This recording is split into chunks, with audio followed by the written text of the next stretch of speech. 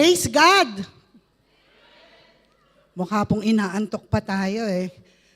Let all the people of God say, Hallelujah. Doon pong pinakamalakas na kaya natin. 1, 2, 3. Thank you, Jesus, for your protection, for your love, for your provision upon us all. In Jesus' name, Amen. Praise God. Gising na po ba tayo? Praise the Lord. Palakpakan po natin ang Panginoon. Hallelujah. Praise God. Sabi nga po dun sa inawit natin, I sing praises to your name, oh Lord, praises to your name, oh Lord, for your name is great and greatly to be praised. Amen. Are we singing praises to our God? Araw-araw po kasi sa atin ngayon, New Year. Amen? So, despite of our situation, can you still praise God? Can you still thank God? Do you sing, I sing praises to your name, O Lord? Amen. Muli po, palakpakan natin ng malakas ang Panginoon sa kabutihan niya sa atin. Hallelujah. Indeed, a blessed day to each and every one of us. Thank God for bringing us here to worship Him, to have fellowship with each other, and to hear from Him. Amen? And praise God. Thank you to all our viewers also. And enjoy the day with us with the Lord. Amen. Praise God. I just want to thank the Lord firstly that indeed this message has been formed because of the experience I have in Turkey. Amen. Isa po ako sa mga pumunta ng mission, short-term mission, and I went to Turkey and also we ministered to Turkish people and to the Syrian refugees. I want to thank the Lord because this journey really taught me a lot of things, like all the testimony that we are hearing. We thought that we will minister to them, but the first thing that the Lord has done to us is that the Lord ministered to us. Amen? I can say Turkey is a place of spiritual gift, restoration for my life. Amen. I've been praying for things in my life, and thank God when I was in Turkey, the Lord restored all these gifts that once I asked the Lord to remove from me. And indeed, I will never forget my experience in Turkey, that indeed the hands of God is there. I thought I could not go there, I could not come because there are expenses to be paid. And me and Pastor Ignar, we are not working. But praise God, when the Lord called us, He provides. Amen? I don't even realize how I was able to go there. Firstly, the finances, but God provides. Amen? And my heart before is not to go to Turkey actually. My heart desire is to go to Israel. I said, Lord, before I reach 60, I want to visit Israel. My reason in joining STM is to go to Israel. But as every day we are having, the session, the seminar, and then the Lord spoke to me about going to Turkey. Amen? And then I really shook my head. I said, Lord, I want to go to Israel. But praise God, the Lord impressed to me, no, you have to go to Turkey this time. But and praise God, indeed, Turkey is a place of restoration for my life. Amen. And I will never forget all those people wherein we encountered there. You can see to those people that the suffering, when they will tell you their story, really they suffered so much, especially the Syrian refugee. They left their country because of the war. They went to Turkey, and then after that, last 2023, this earthquake happened. Amen? And another devastation in their life, and so many families, relatives, they lost because of this earthquake. But praise God, you can see in them, though they are suffering, you can see the smile in their faces. Amen? Though they are suffering, they can still smile. How about us? What is happening around us right now is just a small thing. Can you still smile, or you are so afraid to go outside? Hello? Who is afraid here? No one. Why? Because we are all here. Amen? Amen? Are you afraid? No, amen. Why? Because the Lord is with us. Amen? Sabi nga po sa Psalm 91, though 1,000 may fall on my side and 10,000 upon my right side, I will never fear. Amen? Because the Lord is with us. Like the testimony in our tithes and offering, the Lord is our shepherd. We will not want. Though we walk through the valley of the shadow of death, we will fear no evil, for our God is with us. Amen. Amen. Amen. Praise the Lord. Indeed, God is faithful. Because of His mercies, He never consume us. Kahit po gaano katigas ang ulo natin, kahit gaano tayo kapasaway, kahit hindi tayo sumusunod sa Panginoon, His mercy is always there. His steadfast love never ceases. Amen? They are new every morning, for great is His faithfulness. Hallelujah. And praise God, our topic for today is radiating God's heart. That's what I experienced in my journey in Turkey. Amen. Can we all rise and read Matthew 24:6-8 all together, please? 1, 2, 3. And you will hear of wars and rumors of wars. See that you are not troubled, for all these things must come to pass, but the end is not yet. For the nation will rise against nation, and kingdom against kingdom, and there will be famine, pestilence, and earthquakes in various places. All these are the beginning of sorrows. Hallelujah. Matthew 28:19, 20. Go therefore and make disciples of all nations, baptizing them in the name of the Father and of the Son and of the Holy Spirit, teaching them to observe all things that I have commanded you, and lo, I am with you always, even to the end of this age. Amen. 2 Corinthians 5:18-20. And all of this is a gift from God, who brought us back to Himself through Christ. And God has given us this task of reconciling people to Him, for God was in Christ reconciling the world to Himself, no longer counting people's sins against them, and He gave us this wonderful message of reconciliation. So we are Christ's ambassadors. God is making His appeal through us. We speak for Christ when we plead, come back to God. Let us pray. Hallelujah, Lord. Father, indeed, we plead, O Lord God, for your people to come back to you, O God. Especially this time, O Lord God, we know the end is coming, Lord. And help us, Father God, to be prepared, O Lord.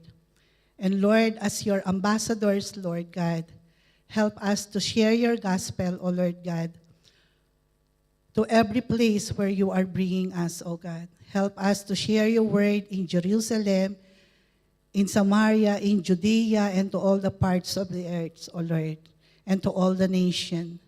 Father God, continue to speak unto us today, O Lord, and let your word penetrate in the deepest part of our heart. Give us the spirit of understanding, O God, and the wisdom that is coming from you alone.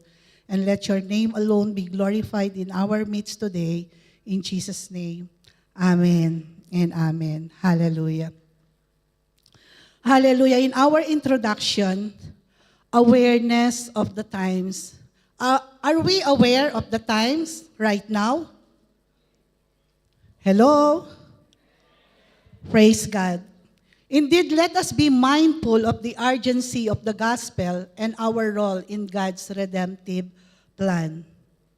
We stand at a unique juncture in history, often referred to as the last days. An era filled with prophetic significance. Scripture foretells of events and conditions that align with our modern-day reality. Wars, natural disaster, moral breakdown, societal unrest, and a deep spiritual void. Amen. This is not just a moment of observation. Wag lamang po tayong mag-observe, but a divine invitation to act. Each and every one of us, especially this time, we have to act. Amen? We have to go out and share the good news of salvation. We have to share the grace of God to people around us. As we witness these signs, the urgency to share the gospel is very profound. People are spiritually hungry, searching for truth, and need of hope. Amen? Number 2, the urgency of the Great Commission. This urgency transcends cultural boundaries, calling us to a passionate pursuit of lost souls. Recognize the times we are in and feel the gravity of our mission. Can you tell your seatmate, you have a mission? Be faithful in doing it. Amen. Each moment we have is precious. Let us not waste it, but seize the opportunities God places before us. Amen? May our hearts burn with urgency and compassion to share the hope we have in Christ. Every encounter is a divine appointment. Amen. Do not let fear silence your voice in this crucial hour. Amen. Hallelujah. Jesus entrusted us with a great commission, not merely as a suggestion, but as a command. It says in Matthew 28:19, "Go therefore and make disciples of all nations." Ano po yung ginagawa natin sa command na to ng Panginoon? Tayo lamang po ang makakasagot nito. Amen? In a world where many are grappling with despair, confusion, and hopelessness, the message of Christ is a beacon of hope to the people around us, especially to those who are so desperate, especially to those who are really in need of a Savior.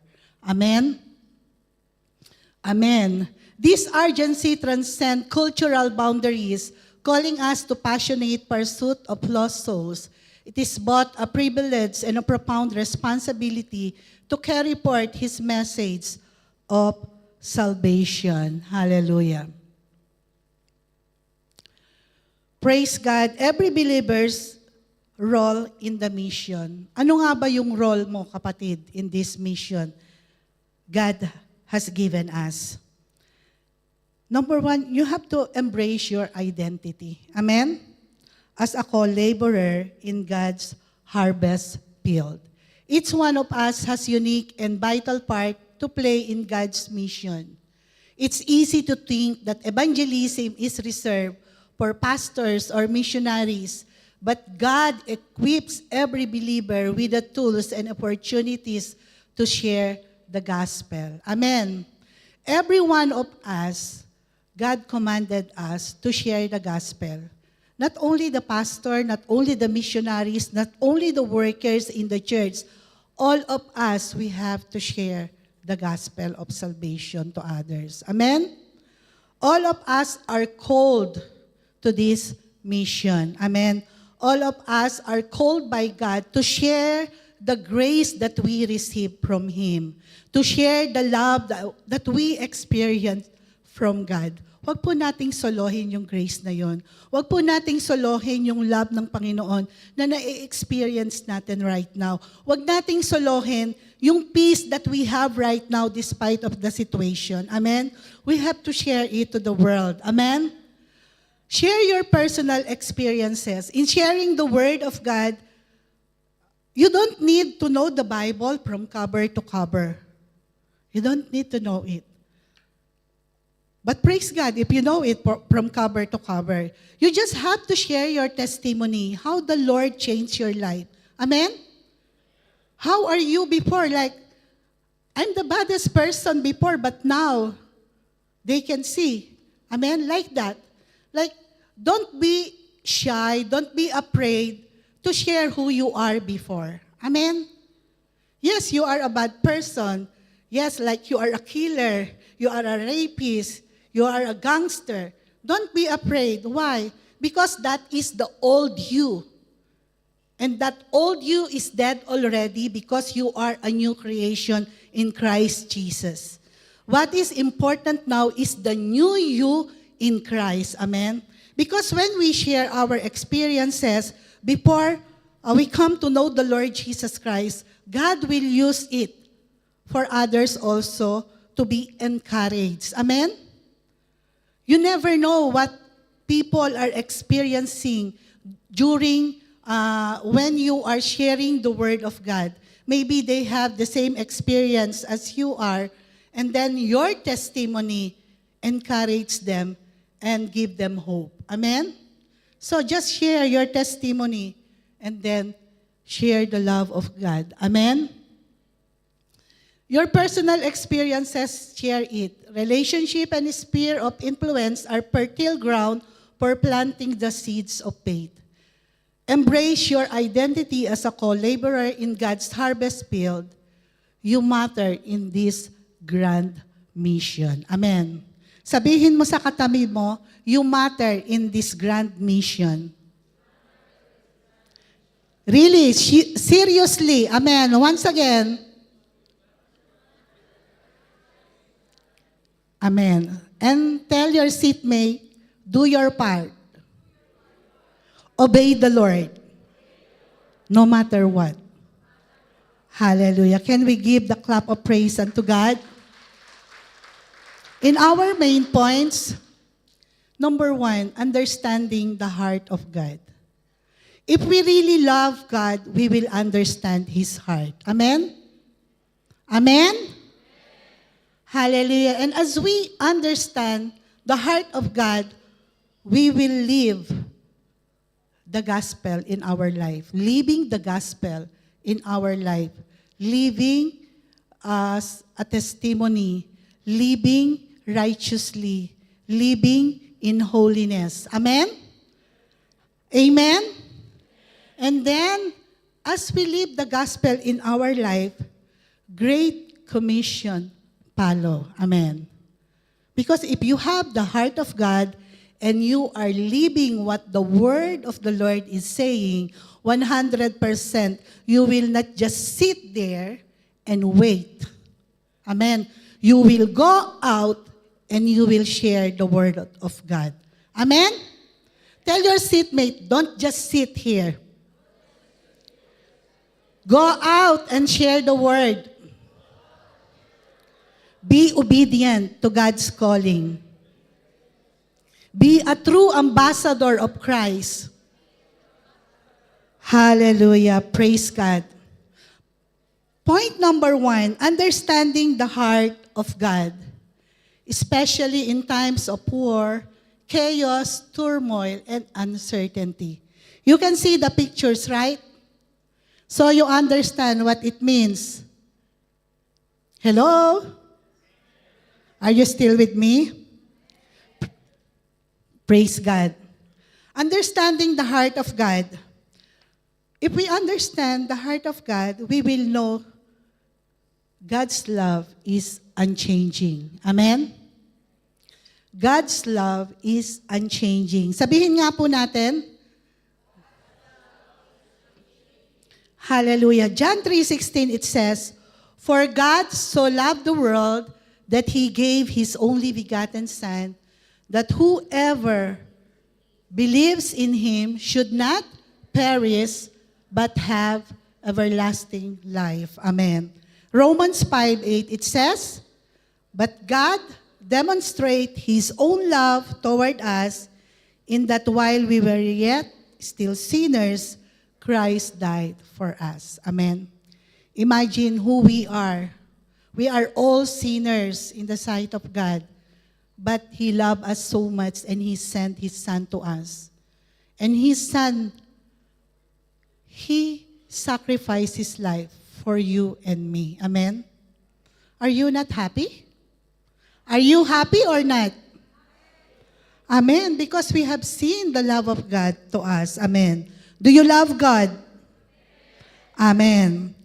John 3:16 and Romans 5:8 identify God's profound love for the world. Love that compels Him to act. Amen. Love that compels Him to act. Tayo, ano ba yung ginagawa natin?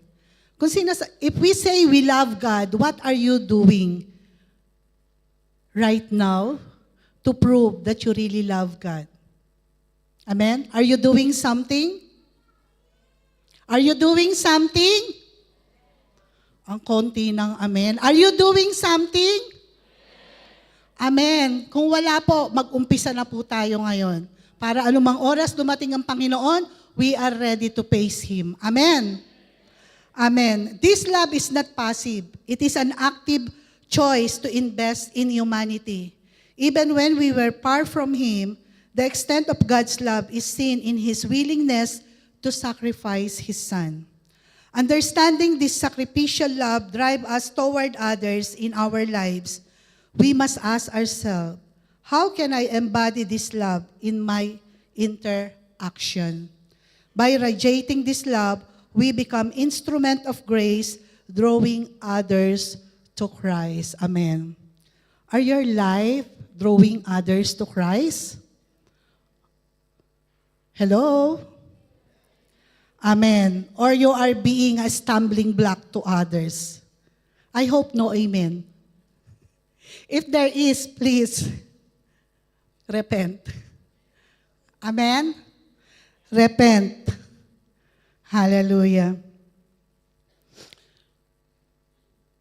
Understanding the heart of God, it calls to reconciliation. Amen. 2 Corinthians 5:18, "And all this is a gift from God who brought us back to Himself through Christ, and God has given us this task of reconciling people to Him." Amen. We are called to be a peacemaker. Amen. We are called to bridge the gap. Amen. We are called to pray for people. Amen. We are called to be an instrument for reconciliation. Amen? Amen? Don't do that when there is already fire between people, and then you will put more wood so that the fire will burn more. Amen? If you can see a fire between people, get the living water and throw it on it. Amen? Amen. And let that fire be quenched. Amen? Mawala yung fire na yon. Amen? Hindi yung nakikita mo nang nag-aaway yung mga kapatiran, gagatungan mo pa. Praise the Lord. Are you that? Praise God. Ang babait ng mga anak ng Diyos. Hallelujah. Palakpakan natin ang Panginoon. Hallelujah. Never put another wood on the fire between the brethren. Amen? Just bring the water that comes from the Lord, the living water, and put that fire up. Amen? And embrace everyone with God's love. Hallelujah. Hallelujah. Praise God. 2 Corinthians 5:18 emphasizes our role in the ministry of reconciliation, highlighting God's desire to restore brokenness. In a world characterized by division, whether politically, socially, or relationally, this is our chance to show what true unity looks like.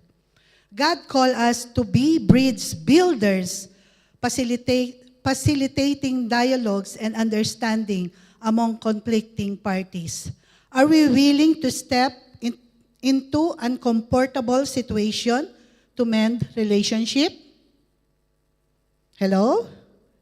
When we choose grace over bitterness, we reflect the heart of God who desired to reconcile all the creation to Himself. Amen. So, be a person who reconcile others. Amen? Be a person of peace. Be that bridge. Amen? Amen. And being that bridge, being called for reconciliation, then we can see that how God loves really each and every one of us. Amen? God is not a respecter of person. Whoever we are, gaano mang kalaki yung kasalanan natin, mahal tayo ng Panginoon. Kasi hindi, God the Father did not see the sin in us. What He sees in us is what the Lord Jesus Christ has done on the cross for us. Amen? Amen. Jesus paid all our debts. Amen? And He loved us so much. And that what the Father is seeing in us, the blood of Jesus that cleanses us from all our sin. Amen. Amen. Hallelujah. Understanding the heart of God, we can see God's compassion for the lost. When we saw the crowds, Matthew 9:36, when He saw the crowds, He had compassion on them because they were confused and helpless like sheep without a shepherd. Praise God. He said He had compassion on them because they were confused and helpless. How about us? Do we have compassion for others?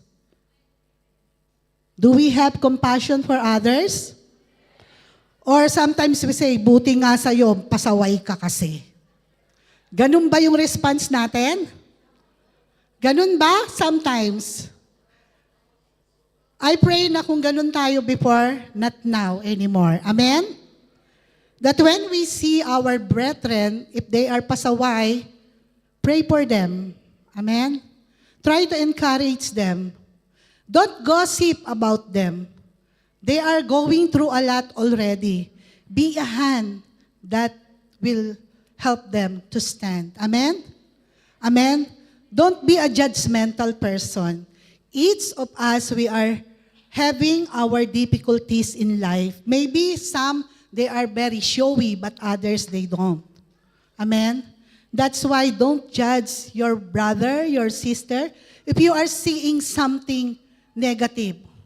Or maybe they are not doing negative, only your eyes are negative. Amen? Amen? This is reality, right? Hello? This is the reality of life. Sometimes we are seeing bad things in our brethren, in the people around us, but the real thing, because we have something in our heart about them, that's why everything they are doing is bad.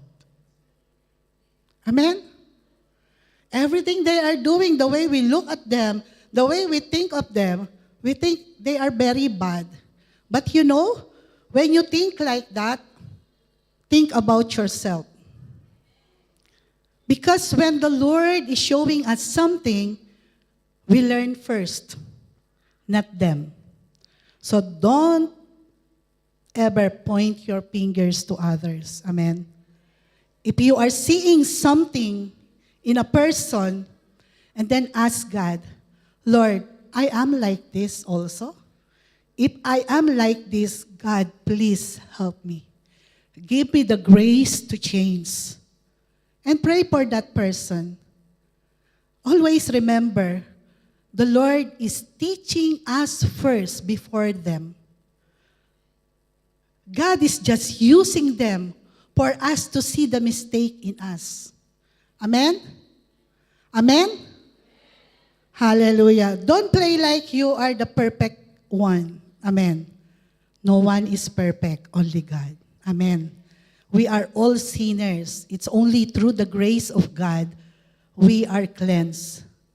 We are here right now. We are standing in the grace and in the goodness and in the faithfulness of God. Amen? Palakpakan po natin ang Panginoon. Hallelujah. Praise the Lord.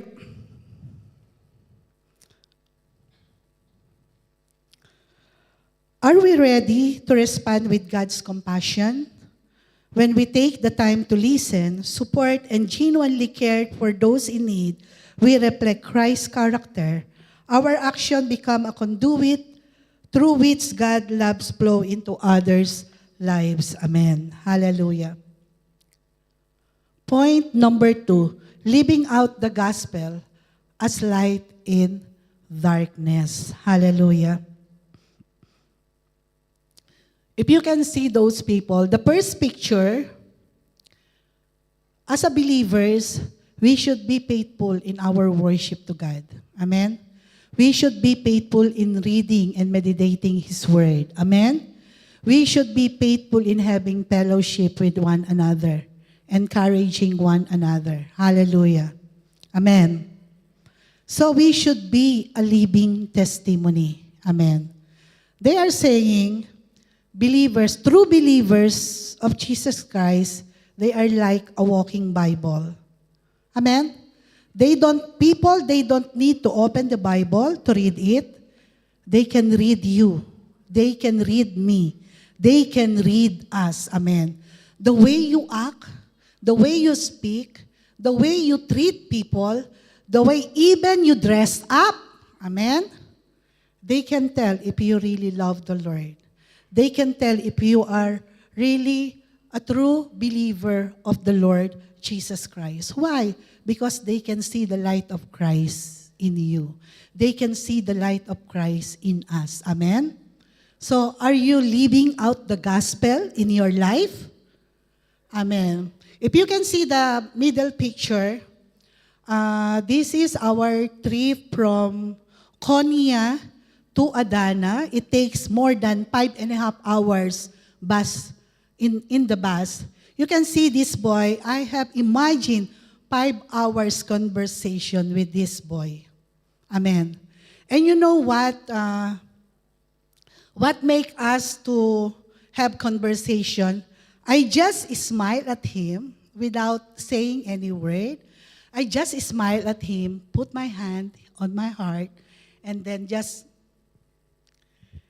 that action. And this boy has been touched. She wrote so many messages on the paper and gave it to me, and we translate it. And then we are having conversation, imagine 5 hours. And then when that time comes that he said, he is writing in Turkish and we are interpreting it through Google translation. He said, I love you so much.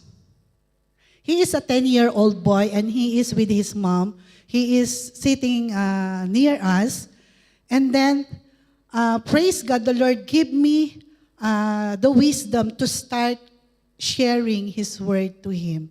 And I told him, I borrow my teammate's phone and then I typed there. And then I told him, I love you too, and Jesus loves you so much. Amen.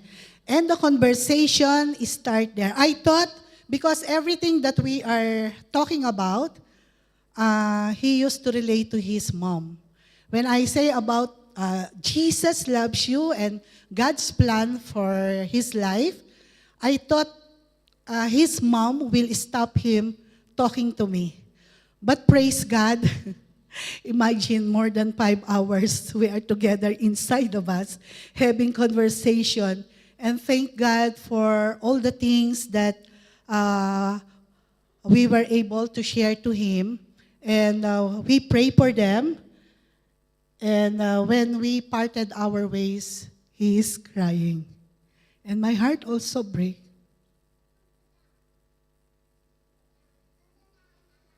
Every soul is so precious to God.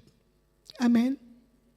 That's why wherever we are, take the opportunity to share the word of God. Amen. In 5 hours of our conversation, I felt the heart of God for this mother and son. And then, praise God, I believe that the Lord has a wonderful plan for them. Amen? Amen. And even all this, the third picture, she is 18 years old and she is Turkish. And thank God we were able to share the word to her and pray for her. And the last one, she is more than 70 years old. Imagine, we saw her walking with his cart. Yung cart po niya siguro, times 2 of this, the size. Times 2 of this, and this, the height is up to this, and then the width is little bigger. And then imagine, she is 70 years old, gathering all the cartons and putting, imagine the weight of that cart, it's already heavy because it's steel. Imagine putting all those cartons, and we offer her a help, and she refused. She don't want to be helped. But my heart is so heavy, even though she don't want to be helped, we help her folding all those cartons and put it into her cart. It was happened in Tarsus. We went to Tarsus. And then after we finished, we asked her to pray for her, share the love of Jesus to her. And then that time, it's raining little, and it's very cold. She removed her gloves because she's wearing gloves. She removed it. And then when we pray, she make like this. While we are praying, she is crying. And I know the Lord touched her heart. Amen? That's why we should not be choosy in sharing the word of God. Everyone, every soul is an opportunity to share the word of God. Amen? Amen. Hallelujah. Living out the gospel as a light in darkness, we should be authentic and genuine in our Christian living. Hallelujah. Matthew 5:16, let your light so shine before men that they may see your good works and glorify your Father in heaven. Matthew 5:16 urges us to let our light shine before others authentically in our faith, creates credibility in our witness. The world is watching us. Amen. If we proclaim Christ but live contradiction to His teaching, we risk losing our influence. Amen. We should walk our talk. Amen? Amen? Amen. Every interaction provides an opportunity to demonstrate our faith through love, integrity, and service. This means embodying Christ in our workplaces, families, and social circle. How can we become more transparent in our walk with Jesus, making our faith relatable? Amen. So we should be a living testimony, and we should be true in every words and action that we do. Amen? Because whether you like it or not, people can read us. Amen? People can read us. Always remember that. Living out the gospel as a light in darkness, let her be sharing our testimonies as beacon of hope. Hallelujah. Revelation 12:11, and they overcame him by the blood of the Lamb and by the word of their testimony, and they did not love their lives to the death. Ito po yung sinasabi ko kanina. Our testimony, every experience that we experience with the Lord is very important. Why? Because our testimony matters. Amen? Each believer carries a unique narrative of redemption. This narrative is a powerful tool for reaching others because it speaks to real life struggles and victories. Kasi po, yung testimony natin, sa atin yun. Amen? We can share it so easily because we experience it. Amen? It's so easy to share our own life testimonies and use it in sharing the Word of God. Amen. Your story may be the very thing someone else needs to hear to find hope in despair. When we share our experiences of God's faithfulness, we illuminate the path for others, demonstrating that transformation is not just possible, but available. Amen? Available to those who are willing. Amen. Hallelujah.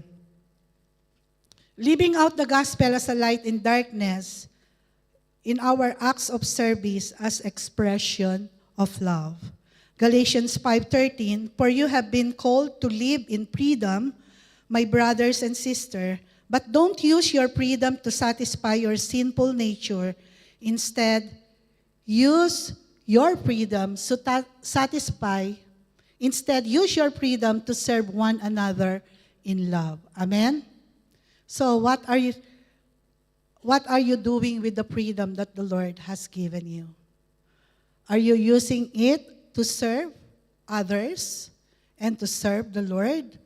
Or are you using it to satisfy your own flesh, your own lust, and your pride? Hello? I hope every one of us here, we are using this freedom to serve one another. Amen? Amen. Point number 3. The Great Commission, our responsibility in these last days. Amen. Sabihin mo nga sa katabi mo, the Great Commission is your responsibility.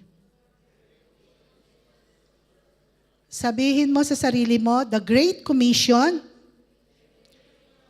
is my responsibility. Amen. Palakpakan po natin ang Panginoon. Praise God, we met a lot of people, but it will not fit all their pictures there. But indeed, every person, they have their own experience. Amen? Every person, they have their own problems. They have their own hurts. They have dealing with something in their lives. Amen? That's why it is very important for us, children of God, as ambassador for Christ, that we share the love of God, that we share the grace of God. Amen? Amen. Hallelujah. Praise God, though, different nation, different background, different belief, but praise God, we were able to share the love of God to them. Amen? That's why if the Lord is calling you to go to a mission, don't hesitate. Don't be afraid that you will go to a place where you do not know. You will leave your comfort zone home, because when you are in the nation, praise God, the Lord is with you. Amen? If you don't have the finances, but God is calling you, don't worry, the Lord will provide. Amen. That is what the Lord has done for me. He provided for me more than I needed, actually. Praise the Lord. Palakpakan natin ang Panginoon. And I want to take this opportunity to thank all those people who participated in this mission. Though you did not go, but because of the support that you have given, most of the short-term missionary were able to go to the mission field. Tatlong klase lamang po yan, whether you will go, or whether you will support, or whether you will be the one who will pray for the mission. Ano ka sa tatlong ito? The supporter, the warrior, or the goer? Amen. I pray that everyone will be encouraged. Like what I'm telling my teammates, if I am only single this time, I told her, I will not marry anymore. I will just go to the mission. Because my teammate, she is single. And then I told her, are you planning to get married because she is so on in getting married. But I told her, pray first. Maybe the Lord is not calling you to get married here on earth, but He is calling you to be married on Him. But He is calling you to be married in mission. Amen? Praise God. So, don't hesitate. About the safety, wag po kayong matakot. We are safe in the hand of God. When we obey the Lord, do not fear. Do not fear. Do not worry. Because once you say yes, the Lord is there to protect you. The Lord is there to provide for you. The Lord is there to send people whom He will use to bless you. Amen? Amen. Praise God. The Great Commission, our responsibility in these last days, letter A, ambassador for Christ in every sphere. So we are Christ's ambassador. God is making His appeal through us. We speak for Christ when we plead, come back to God. 2 Corinthians 5:20. Reveals our identity as Christ's ambassador. Amen? Are you an ambassador of Christ? Will you say, I am an ambassador of Christ, ready to go where the Lord leads me. Bakit parang humina? Bakit humina nung ready to go? Are you not ready to go? Ulit. I am an ambassador of Christ, ready to go wherever the Lord leads me to. Amen. Narinig kayo ng Panginoon, ha? Walang bawian. Palakpakan natin ang Panginoon. Hallelujah.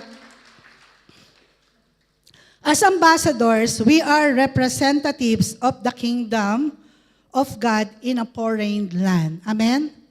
We are all here in a foreign land. Even our own country in the Philippines, we are foreigner. Amen? Why? Because our citizenship is in heaven with the Lord. Amen. This means we must conduct ourselves in ways that reflect His character. What does your ambassadorial role look like in everyday life? Be intentional about how you reflect Christ's values in conversation, choices, and action, especially in a culture that often opposes biblical principle. Amen? Be a true ambassador of Christ living in this last day. Amen? Amen. Letter B, going to the mission field, a call to all. Amen? O, advance na po tayo. Anong sabi? Going to the mission field, a call to all. Go therefore and make disciples of all nations, baptizing them in the name of the Father and of the Son and of the Holy Spirit. Matthew 28:19. Speak of making disciples of all nations. Missions are not reserved for faraway places. They start right where you are right now. Amen? God is calling you to be engaged, whether it's through supporting missions financially, praying fervently for the lost, or stepping out to serve your community. Every effort counts. Amen. Consider how you can impact your local or global mission field. Perhaps God is leading you to short-term mission trips or community outreach program. Hallelujah.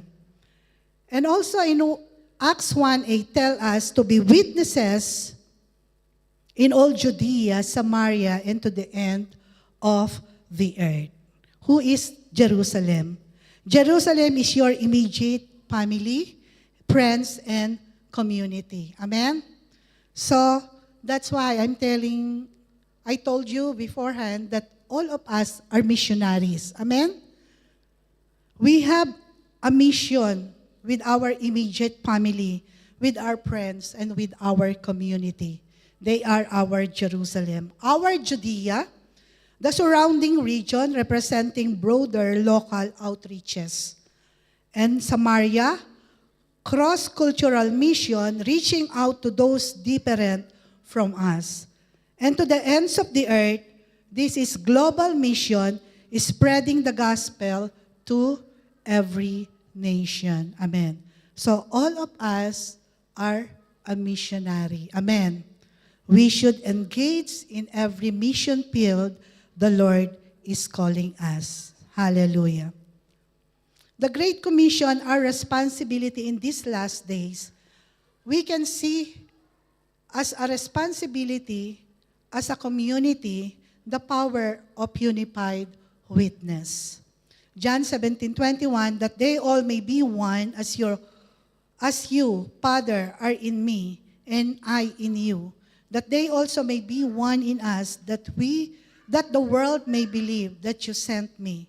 John 17:21 emphasizes unity among believers as a testimony to the world. Our strength lies not only in individual witness, but in our unity as a church. That's why I'm so thankful to God that everyone up here in Gia community wants to participate in the mission. Amen? Every time there is someone who will go to the mission, everyone is ready to lend a helping hand. Amen? And in any kind of help they can extend. Hallelujah. Kaya pagpalain po ng Panginoon ang Gia Bahrain. Hallelujah. And all its members. When we work together toward a common goal, we reflect a diverse body united under Christ. This unity can break down walls, showing a skeptical world that we are genuinely transformed by Christ and linked by His love. Participating in communal outreach, prayer groups, and joint initiatives can amplify our witness and reach more souls for Christ than any single effort could achieve. Hallelujah. Praise the Lord. So who is now decided to go to the mission? Is the Lord talking to you? And then if the Lord is calling you like Samuel says, "Here I am, Lord, send me." Amen? Amen. Palakpakan po natin ang Panginoon. In our conclusion, can I call the music team? In our conclusion, reflecting Christ's heart in a troubled world. As we navigate the challenge of these last days, we must examine how faithfully we are reflecting the heart of Christ. Are we stepping outside our comfort zone to embody His love? Each interaction is an opportunity to showcase the life-changing power of the gospel. Amen. Embracing our mission together, we must respond boldly to the urgency of the Great Commission. As we work together in God's mission, we harness the strength of our diverse talents. United, we can spark significant transformation in our neighborhoods and across the nation. Hallelujah. Confidence in God's presence. As we follow God, as we obey Him, be confident because the Lord is with you. Ultimately, we embark on this journey anchored in the promise that Jesus is with us in Matthew 28:20. This assurance empowers us to share boldly, love deeply, and engage actively in His mission to share the gospel to the nation. Let us step forward confidently, radiating His heart and proclaiming His message of salvation to a world that desperately needs Him. Hallelujah, Lord. Praise God. Hallelujah.